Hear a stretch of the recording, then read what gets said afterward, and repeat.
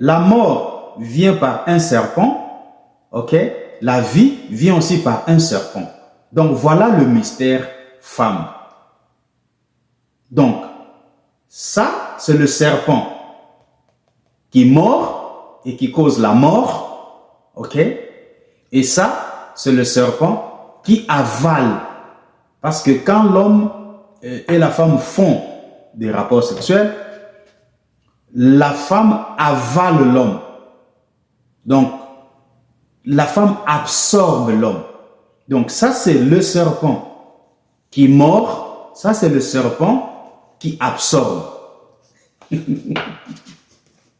La femme est un mystère, un sacré mystère. Voilà. Maintenant, un autre mystère est que la femme est aussi une fontaine. Je ne dis pas que toute femme est une femme fontaine. Je ne parle pas de femme fontaine, je parle de fontaine. Je dis la femme est une fontaine. Cette fontaine produit 4 sortes de liquides. Ça, c'est un don que la nature a offert à la femme. Le premier liquide est en forme d'huile. Et souvenez-vous, j'avais dit que le vagin est un autel. Et sur l'autel, nous trouvons l'huile. OK? Alors, le deuxième liquide, c'est un liquide en forme de crème. Le troisième liquide, c'est un liquide en forme d'eau. Et le quatrième liquide, c'est un liquide en forme de mucus. Maintenant, ces 4 liquides se produisent pas simultanément, pas spontanément, mais par ordre bien établi. Je m'explique. Une fois que la femme commence à sentir les désirs sexuels, elle produit du lubrifiant, de l'huile. Ok? Cette huile-là sort de la cavité vaginale, du vagin. Et plus elle continue à rentrer dans la dimension de la chose sur le plan sexuel, elle produit de la crème. C'est un truc vraiment blanc. Ça couvre le pénis tout autour. C'est vraiment blanc. C'est glissant, c'est blanc. C'est un liquide laiteux. C'est vraiment blanc. Et plus elle monte, les degrés du désir varient et il arrivera un moment où la femme, si elle est une femme fontaine, va produire d'abondantes eaux. Et cette fois-ci, ces eaux ne vont pas sortir du vagin comme l'huile et la crème, mais cette eau va sortir du méa urinaire. Donc, voilà le méa urinaire. Il est là. Le méa urinaire est là. Donc, ça, c'est le vagin. Ça, c'est le méa urinaire. C'est l'orifice situé entre le vagin et le clitoris. C'est d'ici que les urines sortent. Et c'est de ces mêmes trous, de ces mêmes orifices, que cette eau aussi sort. Donc, ça sort de là. Et ça provient de la vessie, curieusement, mais ce n'est pas de l'urine. Encore un autre mystère. Donc, ça vient d'un même endroit, la vessie, c'est produit par le même orifice, le méa urinaire, mais ce n'est pas de l'urine, parce que ça n'a pas la couleur de l'urine, ça n'a pas l'odeur de l'urine, ça n'a pas non plus le goût de l'urine.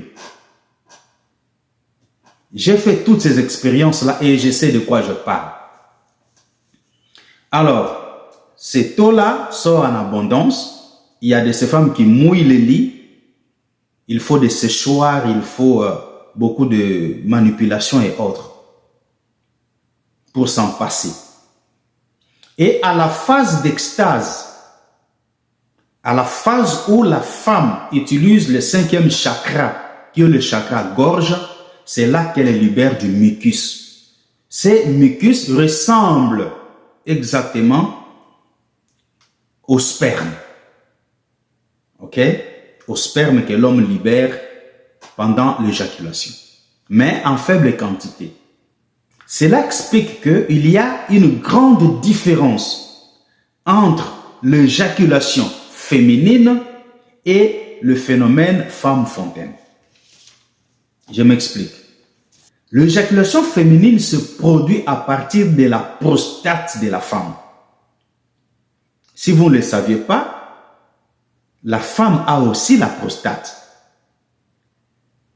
C'est comme récemment, plusieurs personnes étaient choquées de savoir que la femme a aussi ce qu'on appelle hernie. Ouais.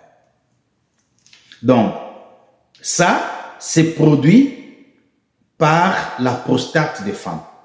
Tandis que les sécrétions des femmes fontaines proviennent de la vessie. Ouais. Donc, certaines femmes disposent d'une prostate. Cette prostate-là est située entre le vagin et le canal de l'urine. Au milieu ici. Entre le vagin et le canal de l'urine, le méa urinaire. Donc, peut-être ici, ce sera beaucoup plus clair. Donc, voilà. La prostate de la femme est située ici, dans cet espace ici, qui est situé entre le vagin et le méa urinaire. Ça se trouve ici.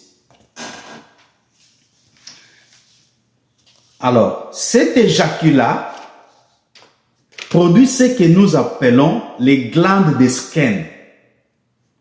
Les glandes de Skene ressemblent exactement au sperme que l'homme produit pendant l'éjaculation. Et cette éjaculation féminine, qui rend encore la femme plus mystérieuse, elle ne survient que chez une certaine catégorie de femmes. Donc il y a beaucoup à dire et à redire pour faire la connexion entre la constitution de la femme et la spiritualité. Donc les notions spirituelles. Parce que la spiritualité opère avec des lumières, avec des sons, avec des couleurs et aussi des odeurs. Et tout ça, ça se condense dans le mystère de la constitution anatomique de la femme. Quand je parle de l'anatomie, je ne parle pas de la forme de la nuque, du cou et autres. Je parle de la femme sur le plan sexuel. Donc voilà ce que j'avais à partager avec vous. Si cela vous a fait du bien, dites merci Coach Ben et abonnez-vous à ma chaîne YouTube.